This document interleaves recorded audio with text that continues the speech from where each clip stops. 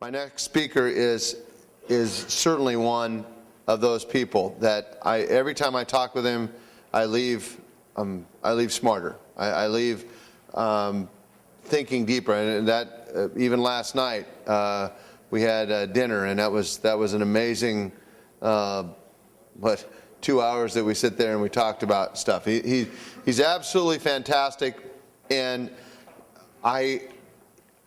he came, I guess it's been about 2 years ago when you talked to me about the concept, and I liked the concept immediately, and now he's been able to put it. We use the weighted glove in our facility.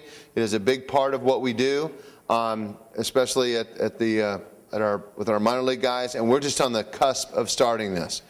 And so I wanted to give you, we're going to have Randy Sullivan and Wes Johnson come up and talk about their version of holes. I know it's a very popular thing, and it has a lot of different variations to it. This is definitely one variation in my opinion, and Freddie has different applications for this, but this is certainly one of those.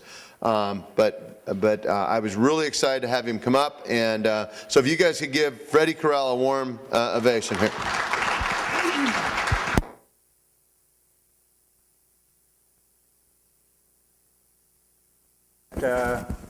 Working now? Great. Thank you, Ron. It's always wonderful to come out here because obviously you guys have a great deal of passion for the pitching process.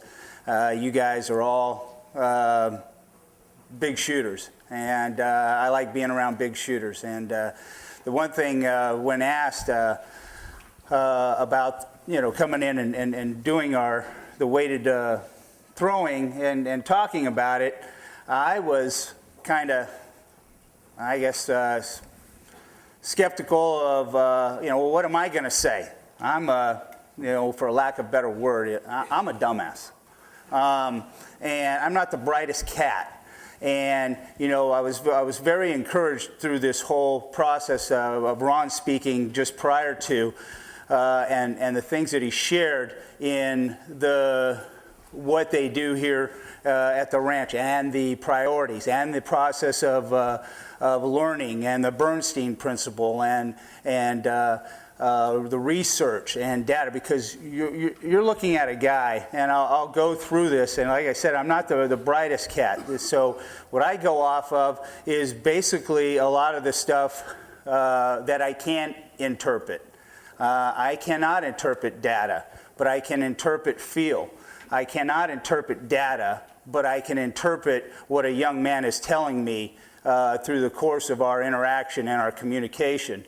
I can't interpret data, but I do understand what that two-legged dog is doing because of the process of love.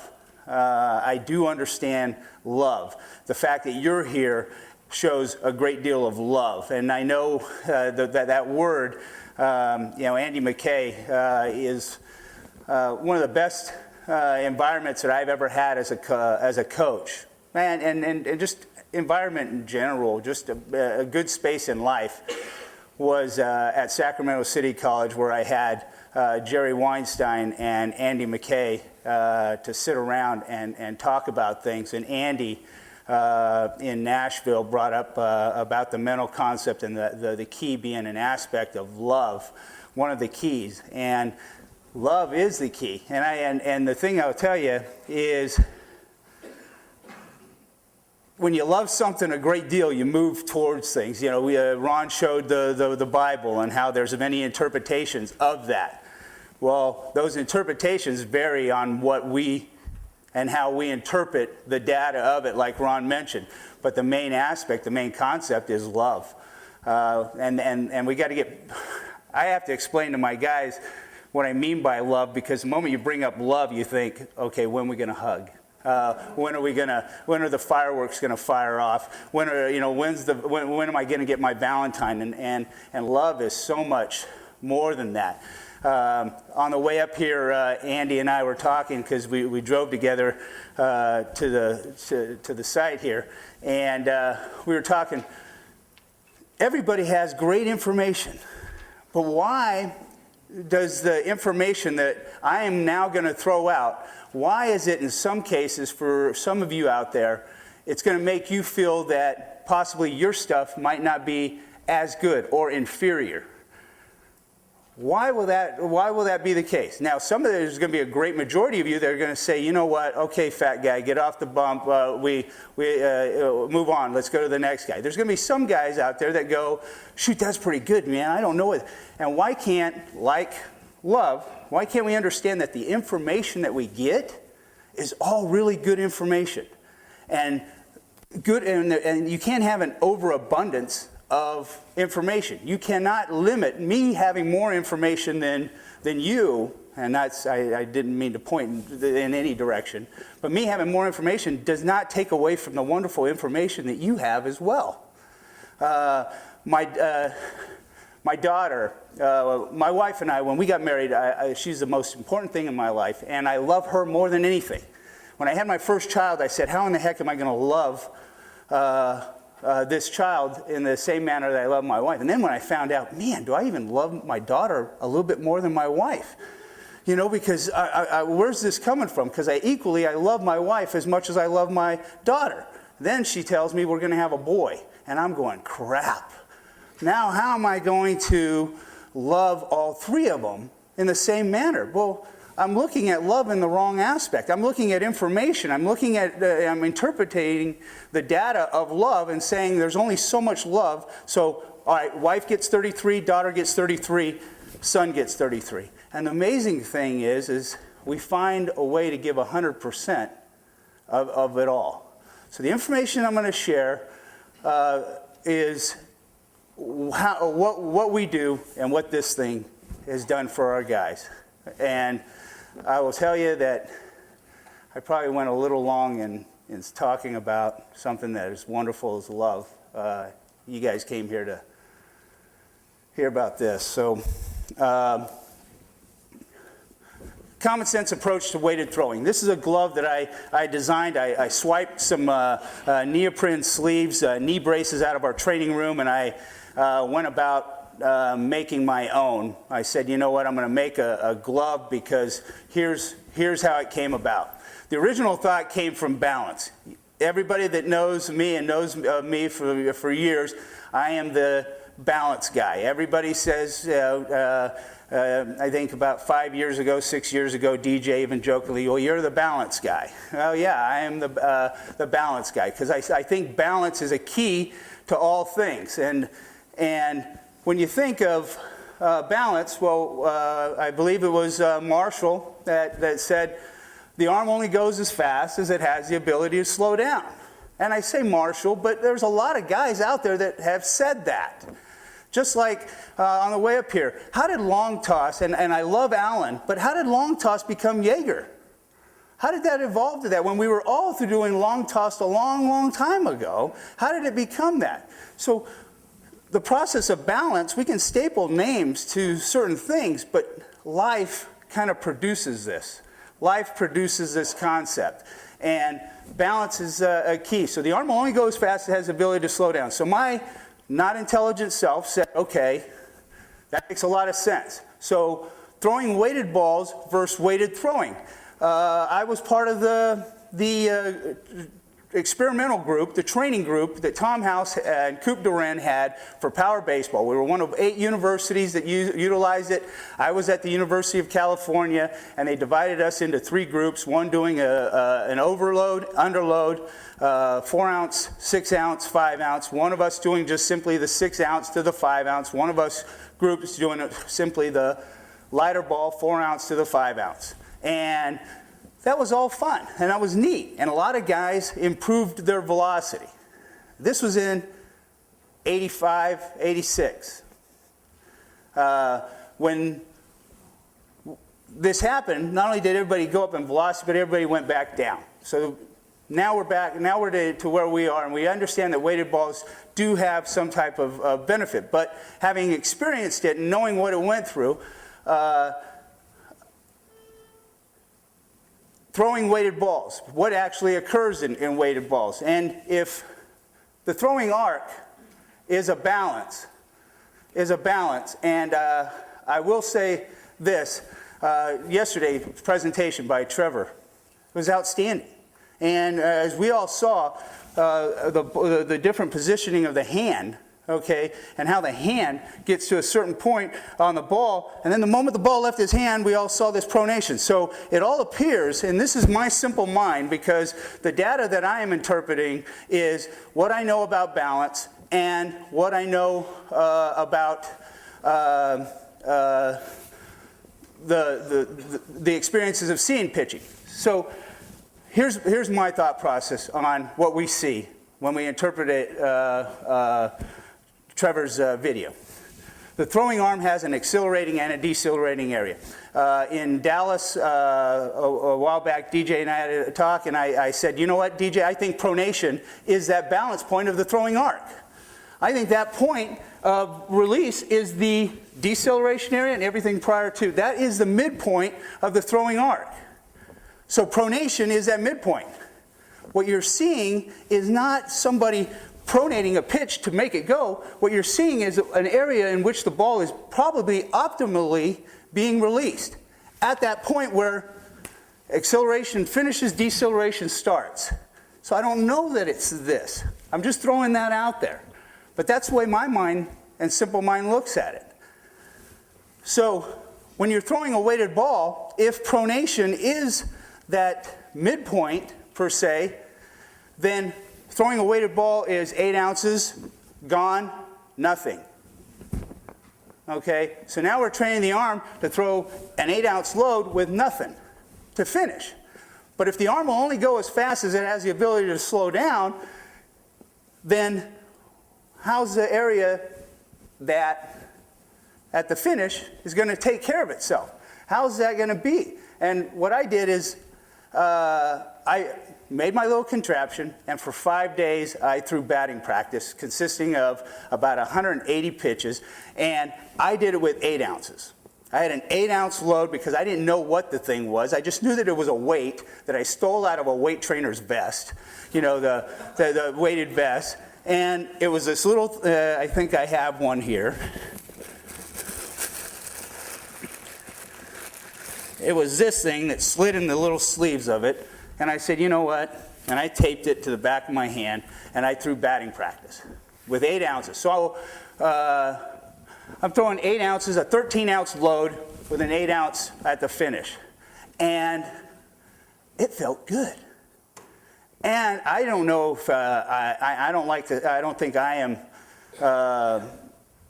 superior in any manner, but I was able to throw strikes as well. So I'm sitting there throwing, and quite frankly, BP is not like throwing live, okay? So I do understand that aspect, but this is what got me, is that I was able to do it for 5 days, and it didn't feel bad at all. Matter of fact, it felt pretty good. So then, the thought process came about in why the body will always limit itself before it will ever hurt itself. You can only do so much before the body will get to a point of saying, okay, we understand what you're doing, but this is going to lead to a problem. And the way that I explain that is with this loop. If you understand the arc and this loop that occurs, that with pronation being that centerpiece, if you want to think like my dumbass, if that is the centerpiece, then the ability to accelerate, you got to have enough time to decelerate. So as we get, and I made this statement in Nashville and a few years back, is that extension could very well be the problem, because we're trying to get guys to really reach out with this, whether it be a towel drill or simply saying get the ball closer to home plate, that we're changing this throwing arc and we're giving the arm less time to decelerate. And what happens when you do that? You lose velocity. You lose velocity, and that's naturally because the body, for me, is saying, Chief, you're throwing past this little midpoint here, this balanced area, and now you're throwing in a decelerated arena. So you're throwing the ball and the body's limiting itself before it hurts itself. You're losing velocity. But what takes over next? Now the big why and the how comes into in a negative arena, and that is, I've got to throw harder. I've got to throw harder. Because losing that 2 miles an hour isn't benefiting me, because I like throwing 88. I don't like throwing 86. So now you're throwing it harder with less time to decelerate, then problems happen. So this whole thing, what you're looking in front, is what got me thinking about this. If the body will limit itself before it hurts itself, then the amount of weight that I'm putting on the back end in the acceleration phase with nothing at the end, the body's saying, you know, hey, good job, we're stronger back there, but we're not strong over here in the front end, is why maybe holding speed, because back in 86, the thing about weighted balls was you could increase velocity, but you immediately went back down. And I think Dick Mills did it with his son Ryan, got him to do it for 6 weeks, got his velocity way up, and then Ryan's velocity went back down. And then we evolved and said, well, weighted balls has got to be a routine. It's got to be something that you incorporate all the time. Well, I was never a weighted ball guy until 3 years ago. And one of the reasons why is I didn't have time to incorporate in my weighted ball throwing. DJ and I spoke on it. When do you get that in? When do you get yours in? And then I'm going, I just don't have that time.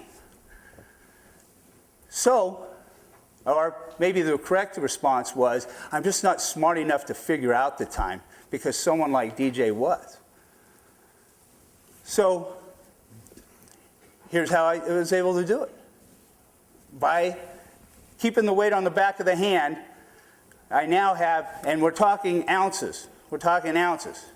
We have 2, 4, 6, okay?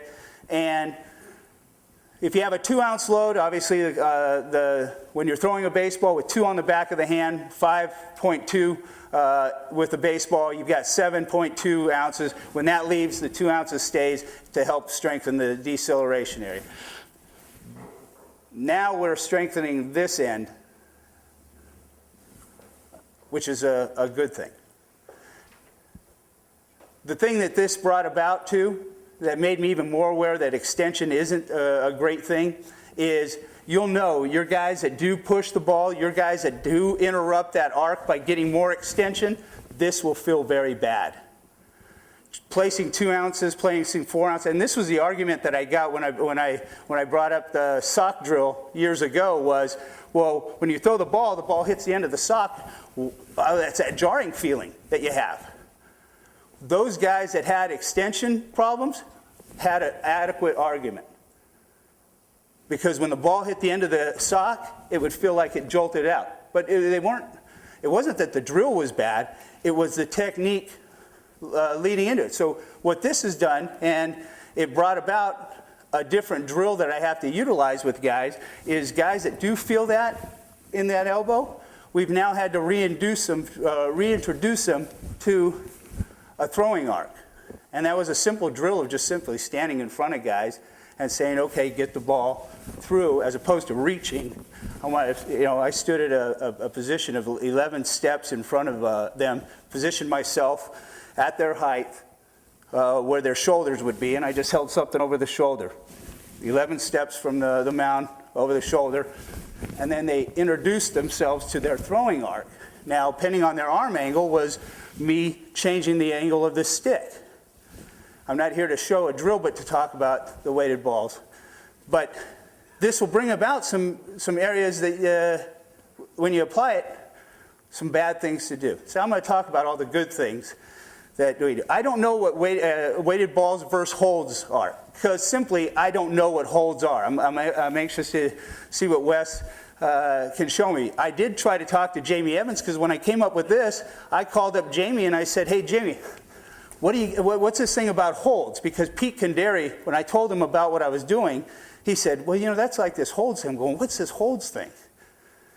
So then when I called Jamie, Jamie said, well, you send me, I think, $385. You'll get all the information you want, Fred. And I said, Okay, all right. All right, Jamie, thanks for the help. And Jamie's wonderful. Jamie's wonderful, but I understand that. But there was obviously some apprehension to kind of converse about this. So, but my concept of holds, and this is something that we do, is I got this years ago, and this winding, okay? And then what you see with the throwing arm, and you guys are starting to see video stuff of all that. Is it actually the hand that's, or is it the arm that's rolling inward? You know, is that pronation? Is it in the shoulder? So through this illustration, this an Eastern philosophy of throwing, through this illustration here, we do a holds thing. And I have my guys just like that up on a wall. It's not a velocity building thing. It's a simply isolating the area, the thought process, putting the brain in the shoulder, and working along a pad with that. But it's not any rotation of the hand. It's simply a rotation of the shoulder and feeling it and that. So the thing I will tell you about this program that I'm doing is the key is it's just an aspect of it. To having the weight on there is a neat thought. And I've got my later slides here. I'm going to give you the information that our kids actually, what they think about the program. Because like I said, I'm not a data science guy. I didn't go in there and say, well, okay, we improved on this much percentage of external rotation.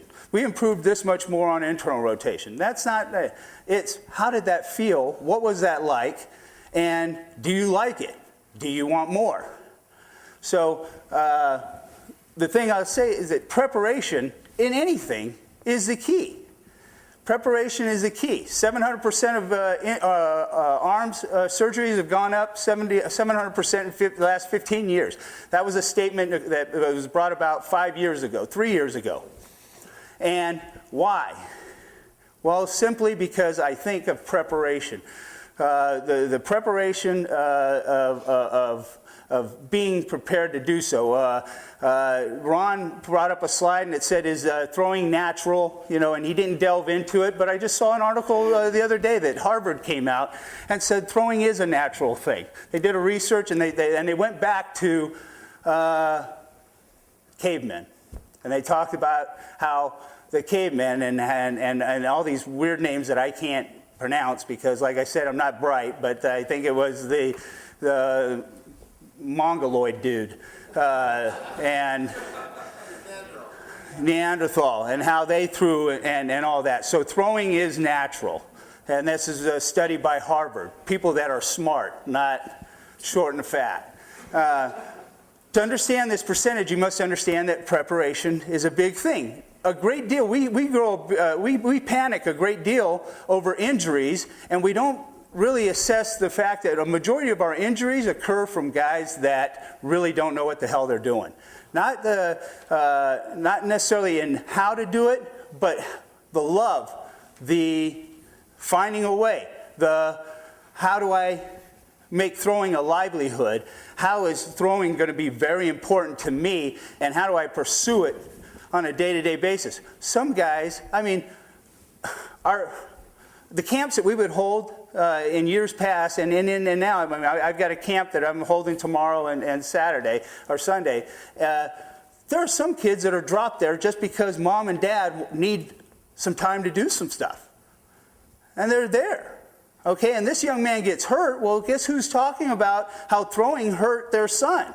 Well, the throwing didn't hurt their son. The fact that their son was ill prepared hurt his son. We talk about why do little league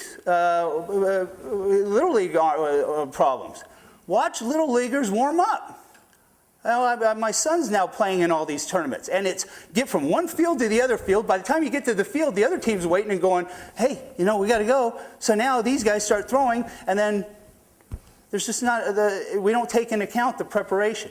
Normalcy is evident, okay? Not everybody has the same type of passion to make great things in. Not many people out there ask themselves the I can'ts and say, who wrote that rule? Like Ron stated who wrote these rules? Who does these things? Well, quite frankly, normalcy is rampant. 80% of us sit in an area of normalcy. 10% of us will be absolutely great, elite, and we'll learn and point our fingers and say how awesome those guys are. Some of us will say he's a freak of nature. Some of us will say that guy gets it. Then we look at the other 10% that are on the bottom of the ring that are low on their end and say they don't get it. They're down on their luck, they don't have it. But a majority of us sit in a normal, a form of normalcy. And so who are we listening to? We listen to a lot of normal stuff. That's the beauty of what Ron was talking about up here, that I'm sitting there all fired up because Ron's talking about getting out of the normal thing. Throwing must move from a fun hobby to a livelihood. This talk that I have, and I mentioned it the last time, is that I'm not talking and I'm not presenting to you the glove that is going to make me 100, 300, 400, 1,000. It's not going to pay for my daughter's education. This is not for a livelihood. This is for a life. This is what I do, and this is what I enjoy doing. If I do anything, and currently, just before I came up here, Evo Shield approached me and said, hey, we want to do something there. And if that's something that they can accommodate with the idea that I want, and that is I want to hold a coach's adversity fund. I want a fund out there for someone that, like the Belmont coach whose house burnt down. Send him $500 and say, hey, go take the family out and get this behind you.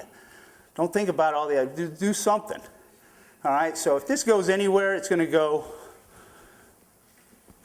here's our program. Okay, this is how we did everything. Okay, this was the first day of, August 12th. August 12th, and this is today, December 6th. August 12th, December 6th. This is the amount of throwing that we did.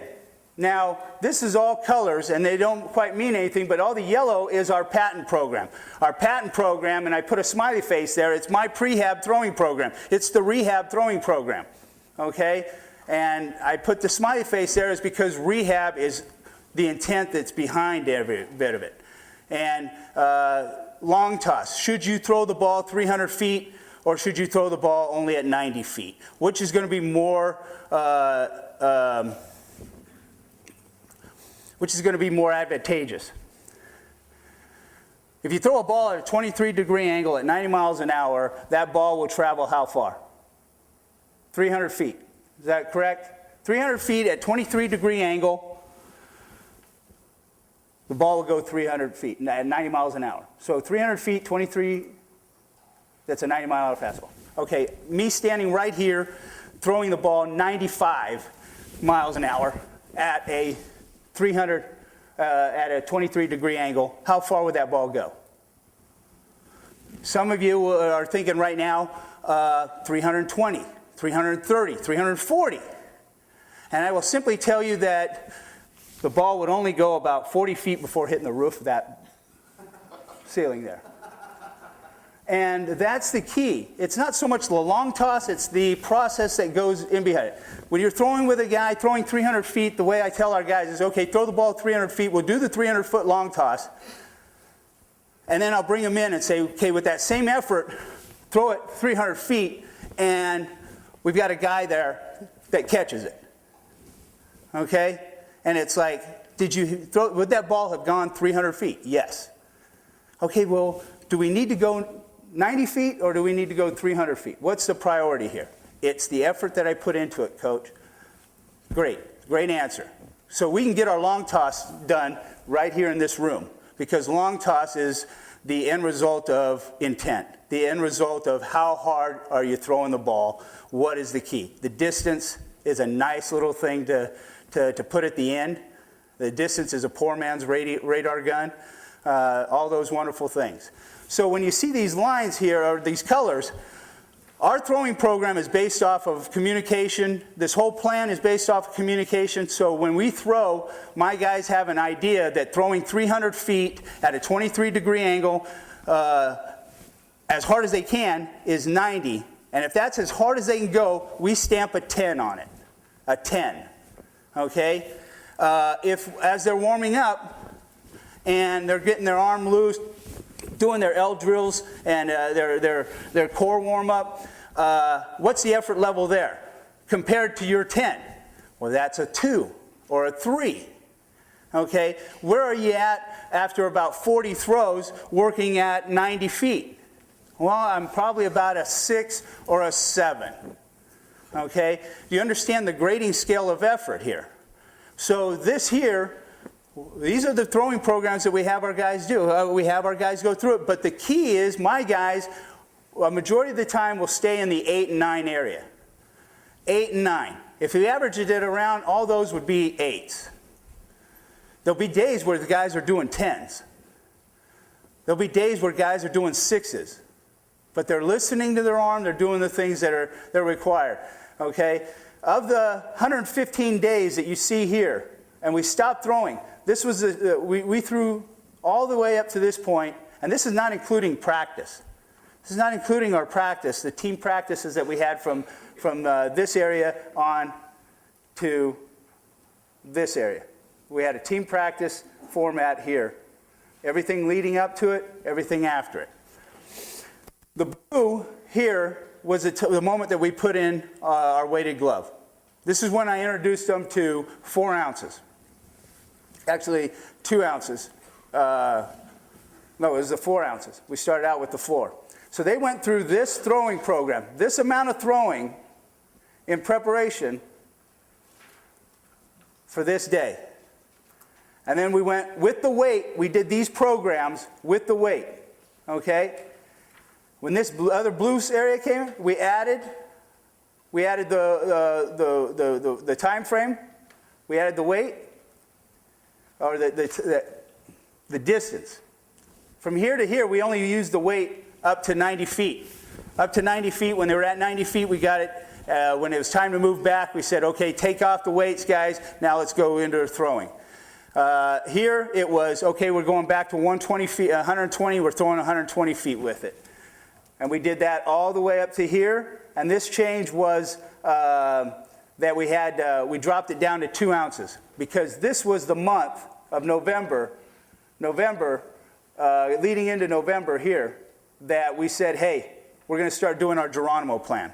We're going to start throwing the ball as far as we can. So I'm going to drop you down to 2 ounces. And when we got here, we did the 2 ounces all the way up to 90 feet of this plan until we got here. And that was, all right, we're going to keep it on the whole time. We're going to keep it on the whole time. And as of yesterday, they stopped throwing. Now, these days here, like I said, our no-throw days is not simply don't pick up a baseball. Our no-throw days are you're either going to be somewhere between a 0 to a 5. And a lot of my guys, they don't like to stop throwing. All right? Some guys do because normalcy would say you can't throw a lot. And my guys say the same thing that Ron said a number of times here is who wrote that rule? Question that. This is what our patent plan looks like, and it's in the book. So this was our patent plan. This is our Geronimo plan and how we went about it. And like I said, the effort levels of this is entirely on the kid. But having the weight on, and you can see one thing I'll add. This here. The one that I made, I've got prototypes that China sent me, and the problem that I've had in lifting this thing off the field, not only am I the most intelligent guy, but I'm not the most wealthy guy, and they wanted me to purchase like 1,200 of these so they could make me the whole thing. So I had the downfall of how much is that going to cost? Well, you got to come up with about $10,000, and we can get the gloves to you. So I was like, okay, geez, how am I going to pull that off? All right, well, the ones that I couldn't make through my own sewing machine and all that, some guys use our gloves, some guys will use simply the Evo Shield sleeve. And we utilize that, and we'll tape the weight on the back of the wrist. So here they are doing their Geronimo plan with the weight. Another plan that we do is, is our Spartacus plan. And our Spartacus plan is a throwing program, like I say, high or low intensity based on if a guy's going to be a 10 or a 8, a 7, a 6. But this doesn't go any further than 90 feet. And what this throwing program enables me to do, it enables me to get an extra bullpen in or an extra flat ground series with our guys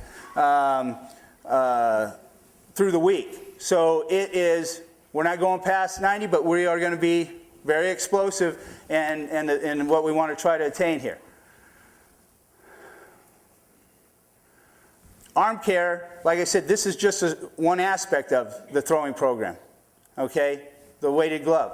Obviously, we do a great number of things. There's a great number of things that were introduced to me here at the ranch. A lot of great things that I've picked up just through the communication of our players. My greatest contributors to me, though I've had some great ones in Ron, Jerry, DJ, Andy, great number of Brent Strom, my main man.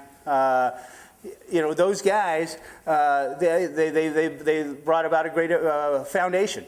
But the athletes have done a great number. I think it's beautiful that yesterday to see those players give the presentations that they do.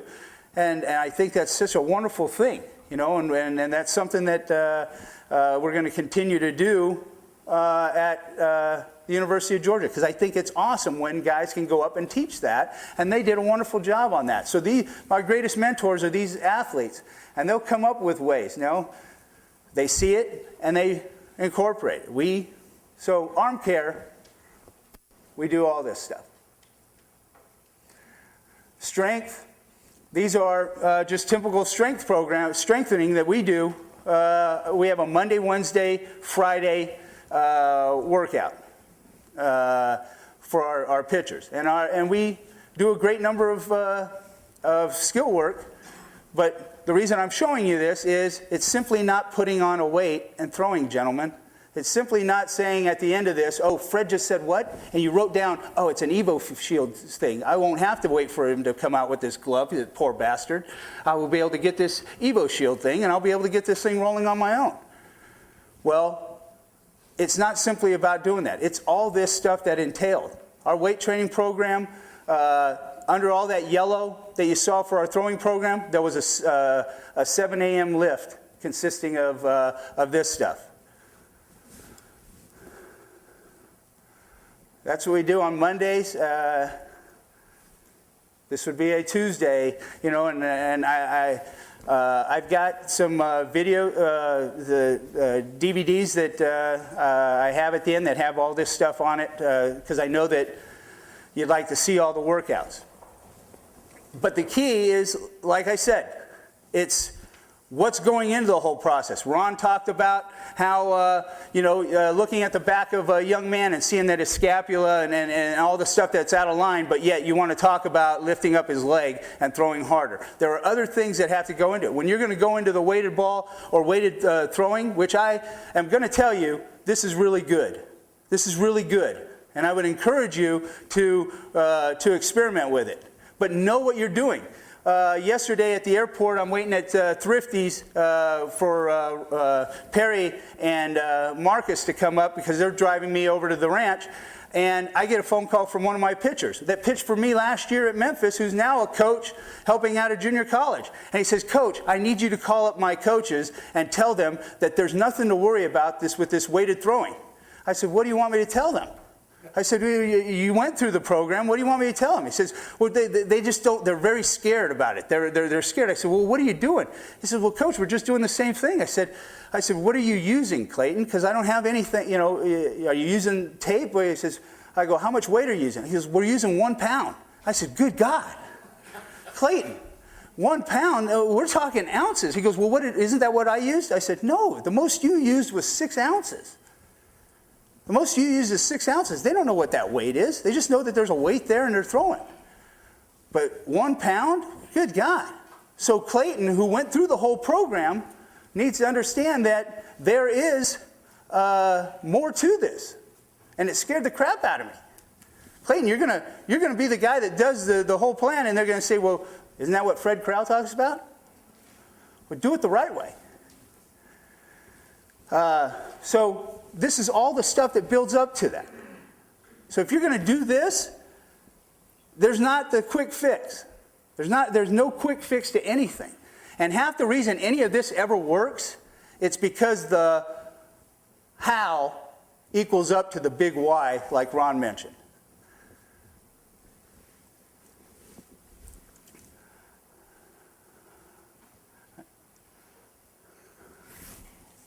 So the thing I would encourage is that I will tell you, this, like I said, I like a great deal.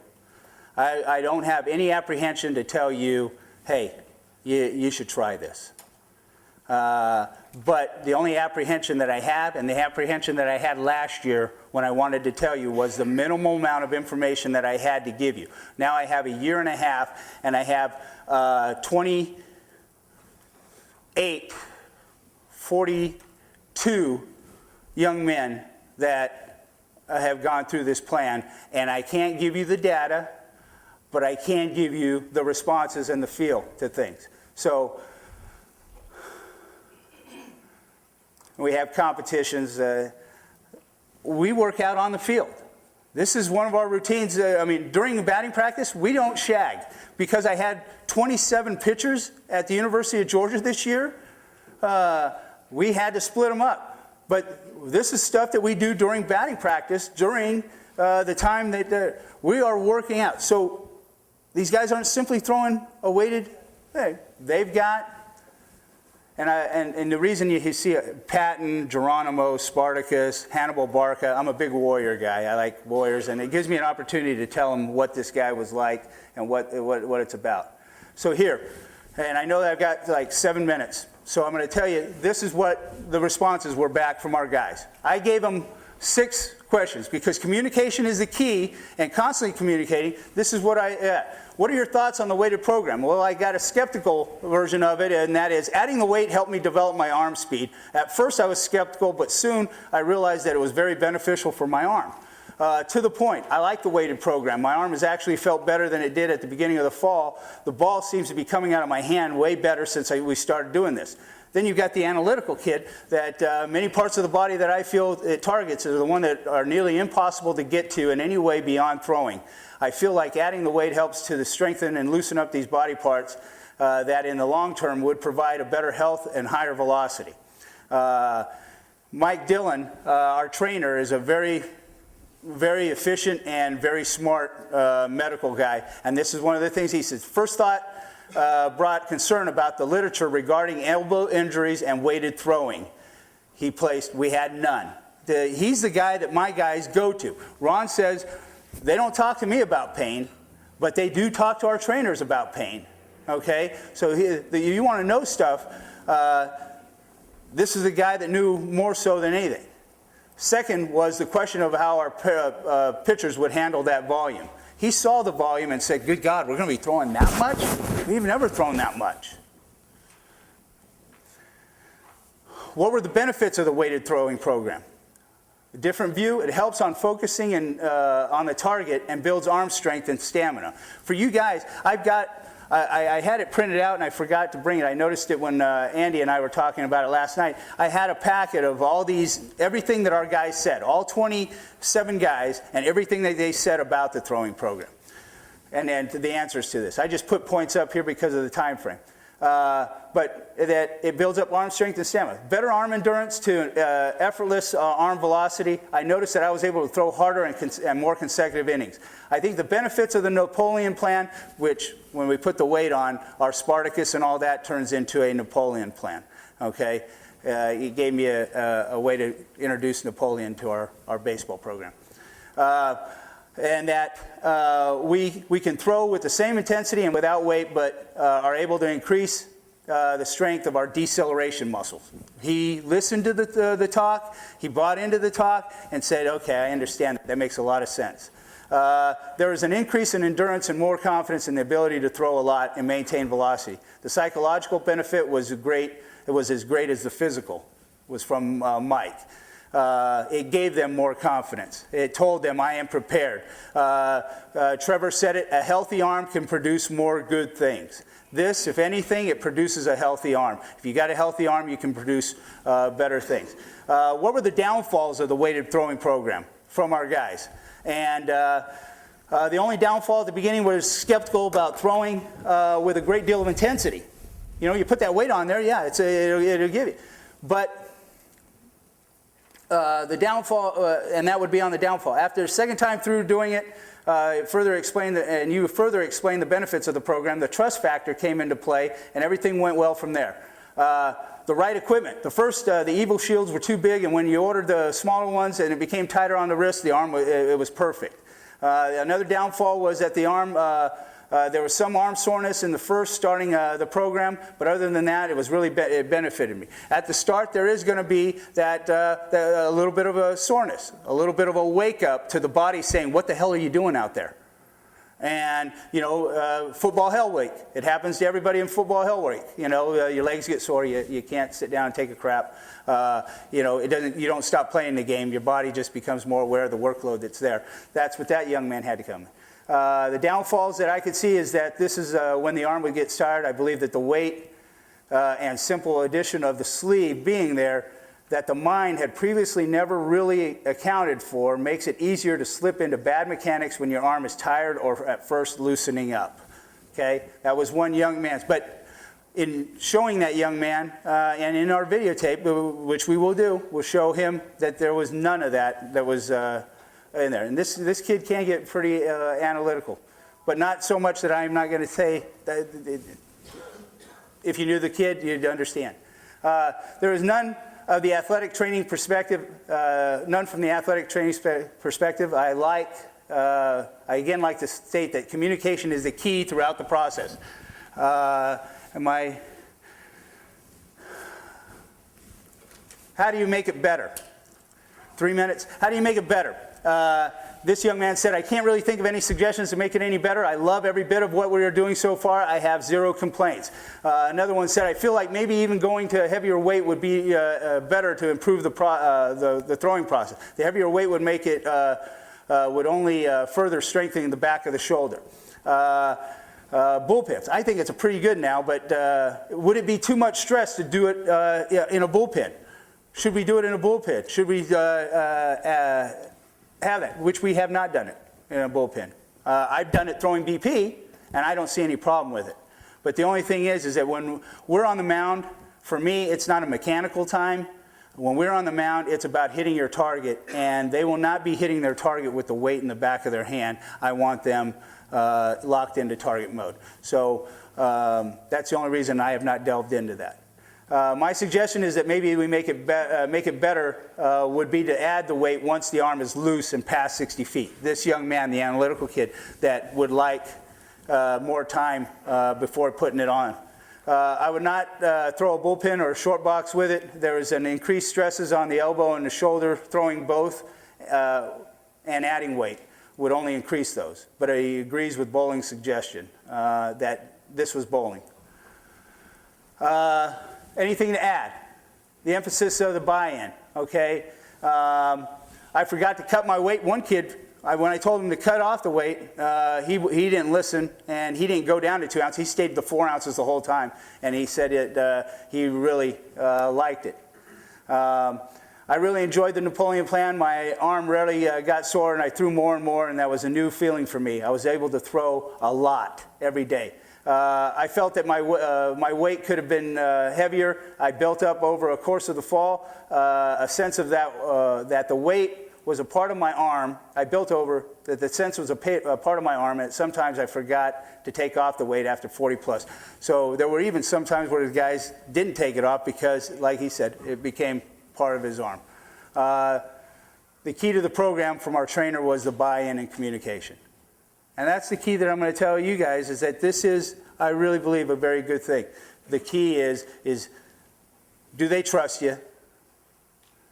And they build trust through you communicating to them wholeheartedly everything that you got.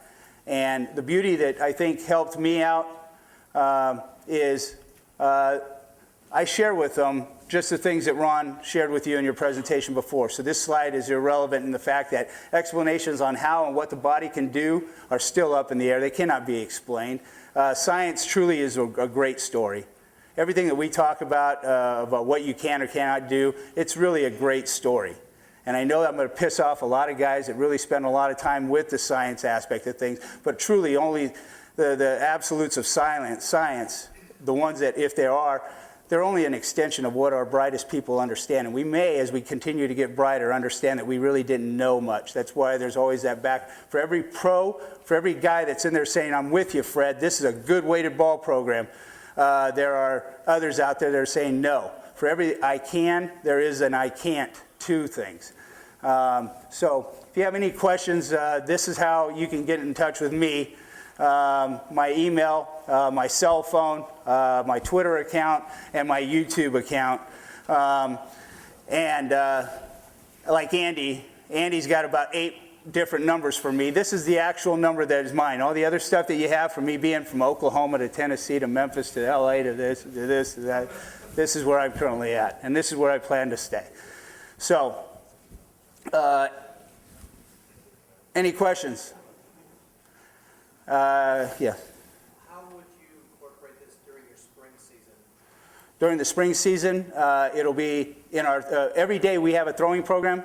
Every day it's going to be part of our throwing program. And it's going to be part of our throwing program starting out to the first 90 feet, to the first 120 feet. I think it's going to be a day-to-day process for us where it is now part of what we do. This is what we do. This is how we do it. When we throw like this. Have you started selling those gloves yet? I have not started to sell the gloves, but like I said, Evo Shield, they approached me yesterday, and I'm supposed to meet with them in a couple weeks. And if they like the idea of starting a coach's adversity fund, then I'm all for getting a thing done and doing it that way. So. You made the comment at the beginning of your speech that, you know, the pronation is sort of that balance point when the body needs enough time to decelerate. And then you were talking about extension doesn't give the body enough time to decelerate. So on an early release, is that the body saying, I need a lot more time because I don't have strong decelerators, as opposed to it being a mechanical flaw? Is it just the body saying, all right, I need to release here because I need a lot of time to decelerate? That's a good question, but I think it's more so just a mechanical timing fault. I think when guys get into early launch, it's a process of balance, and that is when an individual gets past that midpoint balance. When you get to the front side, you promote early launch. If you get to your front side, not only do you promote an early launch, but you promote less time, like Flint said in his quote on Ron's, is you have less time to decelerate because of getting to the front side. It's a process of an imbalance as opposed to the body saying, get rid of it because we don't have enough time. And we may have just answered that question because by getting to your front side, the body is saying, hell, we haven't got enough time to decelerate. And yes, so you might be correct with what you just said right there. Just a quick follow-up. Did you find that those that strengthened their decelerators with your weight had later release, or were able to, the ones that had early release, did you see any change? They had any later release, or they had stronger decelerators? I never really looked at it with early or late release. I always looked at it with balance and being front side, back side, or middle side. And if guys are prepared to throw or not prepared to throw. And when I found that my guys, I thought that they were well prepared to throw, and they told me that through their process that they were well prepared to throw. It was, how does that feel? And the weight feels very good. I know that my time is done, and but if you lunch, I'll be here. I fly out a little bit later. I'll be more than happy to answer any questions through all that. I'll shut up. Thank you very much for your time.